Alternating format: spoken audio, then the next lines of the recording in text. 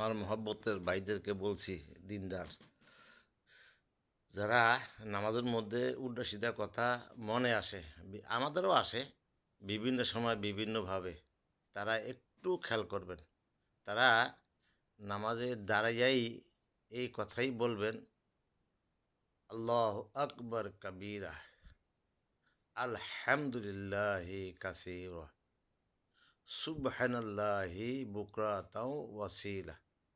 যদি এই তিনটা শব্দ একবার তিনবার পড়েন বা তিনবার পড়তে পারেন, তাহলে আকাশের 8টা দরজা আপনার জন্য খুলে যাবে, রহমত আর বরকত আপনার উপর বর্ষিত হবে।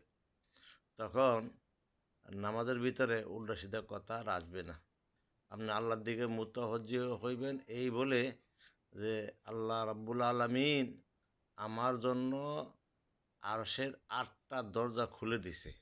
আমি এখন আল্লাহর একই নেকলাসের সহিত নামাজ পড়তেছি, আল্লাহকে হাজির নাজির জেনে, দেখবেন আর আসবে না। তাহলে আমরা নামাজ পড়ি আল্লাহকে রাজি খুশি করার জন্য। সেই নামাজটা যদি আমার ঠিক মতো না হয়, তাহলে আমার কি হবে?